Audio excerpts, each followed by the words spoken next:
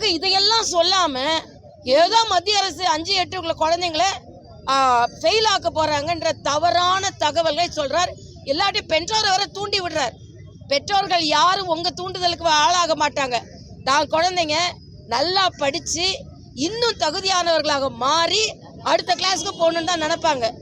அதனால குழந்தைகளை மேம்படுத்துவதற்காக கொடுக்கின்ற திட்டத்தை தயவு செய்து அன்பில் பொய்யாமொழி அவர்கள் கொச்சைப்படுத்த வேண்டாம் என்று நான் கேட்டுக்கொள்கிறேன்.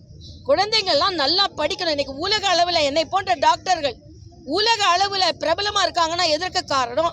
நம்ம தேர்வு முறை. நாம் அழகாக தேர்வு வச்சு அவங்கள பாஸ் பண்ணுறோம். உலகத்தில் மற்ற நாடுகளை ஈஸியாக பாஸ் பண்ணி விட்டுறாங்க.